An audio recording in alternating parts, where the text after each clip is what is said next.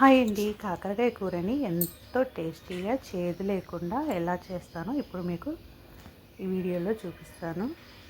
ఎక్కడ కూడా ఈ వీడియో మిస్ కాకుండా పూర్తిగా చూసారంటే మీకు ఎంతో టేస్టీగా ఉండే కాకరకాయ కూర రెడీ అయిపోతుంది.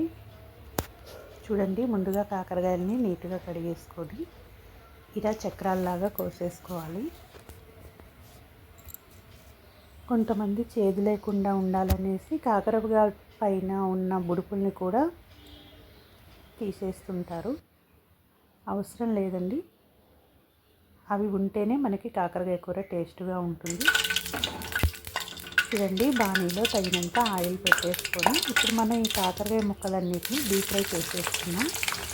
కొద్దిగా వేసుకుంటూ చక్కగా అన్నిటిని గోల్డ్ కలర్ వచ్చేంత వరకు వేయించుకోవాలి.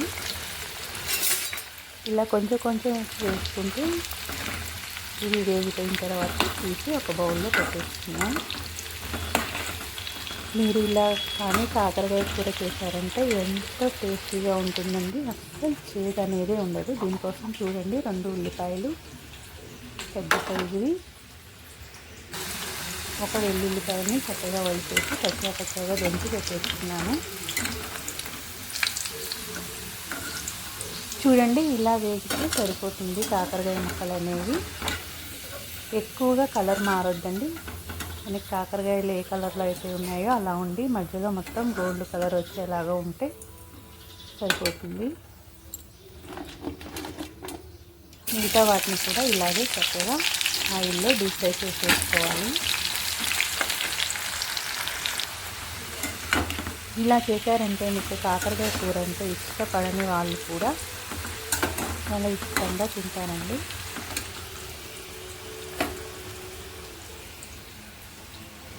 చూడండి, ఉల్లిపాయలని కూడా చక్కగా ముక్కలుగా కట్ చేసి పెట్టేస్తున్నాను. పొడవుగా కోసుకున్నానండి ఉల్లిపాయ ముక్కలు. కరివేపాకు కూడా రెడీగా పెట్టేస్తున్నాను.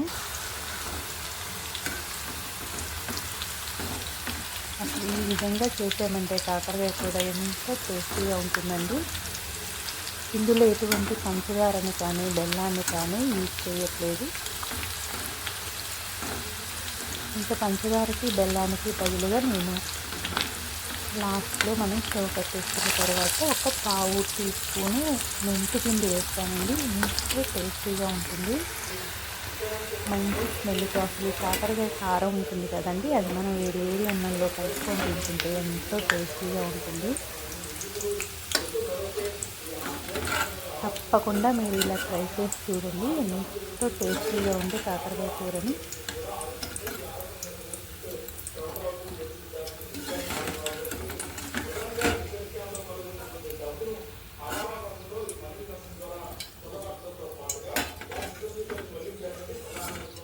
చూడండి, మొత్తం కూడా ఇలా వేయించేసుకొని ఒక బౌల్లోకి తీసి పెట్టేసుకున్నాను. నేనైతే ఒక పావు కేజీ కాకరకాయ తీసుకున్నానండి, వాటికి ముక్కలు అయ్యాయి. ఇప్పుడు మనం అదే ఆయిల్లో పోపు దినుసులన్నీ వేసేసుకున్నాం. ఎండుమిర్చి, పోపు దినుసులు వేసేసుకున్నాను. చాలా ఈజీ ప్రాసెస్ అండి, చాలా ఈజీగా టేస్టీగా చేసేసుకోవచ్చు. మనకి ఆయిల్లో ఈ పోపు దినుసులన్నీ వేగిపోయిన తర్వాత కరివేపాకు, ఉల్లిపాయ ముక్కలు వేసేసుకున్నాం.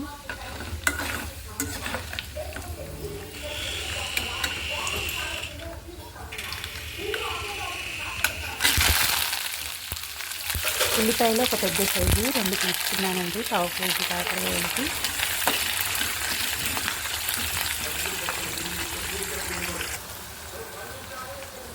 పావు స్పూను పసుపు వేసేస్తున్నాను.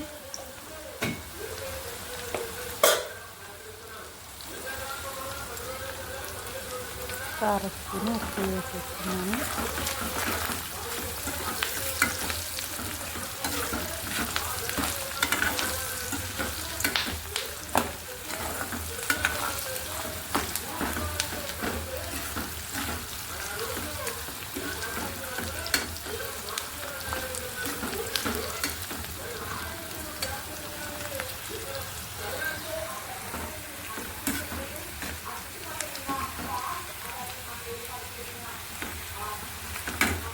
చూడండి, ఉల్లిపాయ ముక్కలన్నీ కూడా చక్కగా వేగిపోయాయి.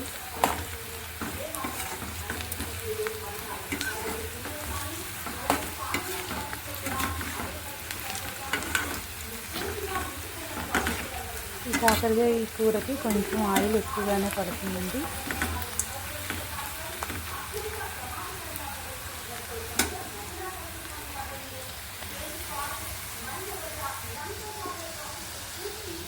ఇప్పుడు మనం ఇందులో ఒక స్పూను చింతపండు గుజ్జు వేసుకుంటున్నానండి. ఒక 2 స్పూన్లు కానీ 1 స్పూన్ కానీ మనం కాకరకాయ ముక్కల్ని కట్టి మనం పులిహార పులుసులు చేసుకుంటాం కదండి, చింతపండు గుజ్జు అలా అయినా, లేదంటే మామూలుగా చేసుకున్న చింతపండు గుజ్జుని నేను ఒక 2 స్పూన్లు వేసుకున్నాను.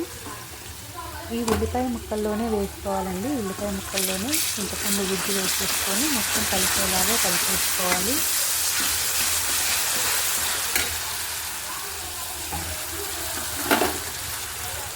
ఇంటి చింతపండు గుజ్జు వేయడం వల్ల మనకి చేదు అనేది అస్సలు అనిపించదండి. మనకి ఈ కాకరకాయ కర్రీ అనేది కారంగా పుల్లగా వస్తుంది, చాలా టేస్టీగా ఉంటుంది. ఇందులో వచ్చే గ్రేవీ కూడా చాలా టేస్టీగా వస్తుందండి. చూడండి, ఇప్పుడు మనం చింతపండు గుజ్జు వేసి మొత్తం కలుపుకున్న తర్వాత కాకరకాయ ముక్కలు వేసి మొత్తం కలిసేలాగా కలిపేసుకోవాలి. ఆల్మోస్ట్ డీప్ ఫ్రై అయిన ముక్కలే కాబట్టి మనం ఉప్పు కారం ఇవన్నీ పట్టేంత వరకు కొంచెం సేపిస్తే సరిపోతుంది. ఇప్పుడు ఇందులో మనం దంచి పెట్టుకున్న వెల్లుల్లిపాయలు కూడా రెబ్బల్ని కూడా వేసుకోవాలండి. కొద్దిగా ఎక్కువగానే వేసుకోవాలి. మంచి స్మెల్తో చాలా టేస్టీగా ఉంటుంది.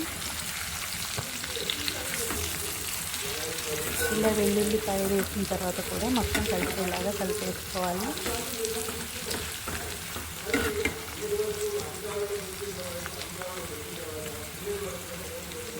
ఇప్పుడు ఇందులో తగినంత ఉప్పు, తగినంత కారం వేసేసుకోవాలండి.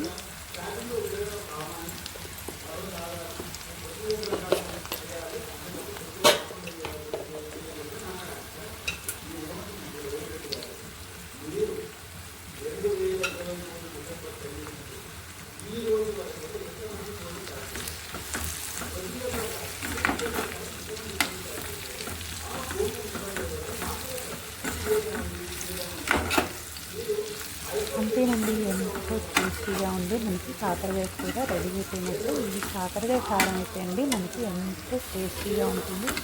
మంచి స్మెల్తో ఎంతో టేస్టీగా ఉంటుందండి.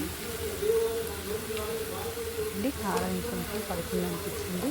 ఇందులో తగినంత ఉప్పు, తగినంత కారం వేసేసుకున్న తర్వాత ఫైనల్గా మనం కొత్తిమీర వేసుకున్నాం. అది ఆప్షనల్ అండి, మీ ఇష్టమైతే కొత్తిమీర వేసేసుకోండి, లేదంటే లేదు. చూడండి ఎంత కలర్ఫుల్గా ఎంత బాగా కనిపిస్తుందో. అయిపోయిందండి. స్టవ్ కట్టేసుకున్నాను. నేను స్టవ్ కట్టేసుకున్న తర్వాత ఒక 1/2 స్పూను మెంతిపిండి వేసుకున్నానండి. మెంతిపిండి వేసుకోవటం వల్ల మనకి కాకరకాయ కూడా చేదేమీ అనిపించదు. మంచి స్మెల్తో మంచి టేస్ట్ వస్తుందండి. ఇందులో ఫైనల్గా స్టవ్ కట్టేసుకున్న తర్వాత నేను ఒక 1/2 స్పూను మెంతిపిండి వేసేసుకున్నాను. చూడండి, మొత్తం ఇలా కలిసేలాగా కలిపేసుకున్న తర్వాత మనకి ఎంతో టేస్టీగా ఉండే కాకరకాయ కూర రెడీ అయిపోయిందండి. ఇది వేడి అన్నంలో వేసుకొని తింటుంటే ఎంతో టేస్టీగా ఉంటుందండి. ఉత్త ముక్కలే మనం తినేసి అస్సలు చేదు ఉండదండి. చూడండి, నేను ఫైనల్గా కొత్తిమీర కూడా వేసుకుంటున్నాను కొంచెం.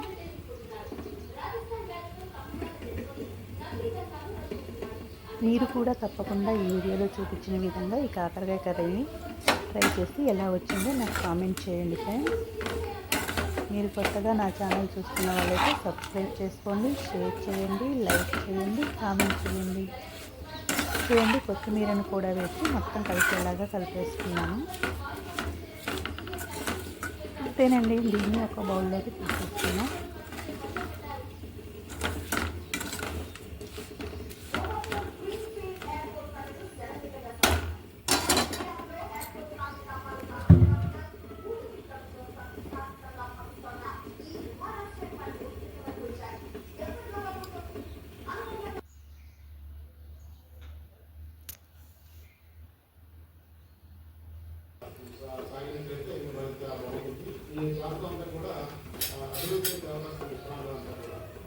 చూడండి, వేరే బౌల్లోకి తీసేసుకున్నాను. ఇది మనకి 10 రోజుల వరకైనా స్టాక్ ఉంటుందండి. అస్సలు టేస్ట్ మాత్రం మనం 10 డేస్ వరకైనా చక్కగా వేరే కూరలు ఏమన్నా చేసుకున్నా రోజు ఒక 2 ముక్కలు పెట్టేసుకొని తినేయచ్చు. మీరు కూడా ట్రై చేసి తప్పకుండా ట్రై చేయండి. ఎలా వచ్చిందో నాకు కామెంట్ చేయండి ఫ్రెండ్స్.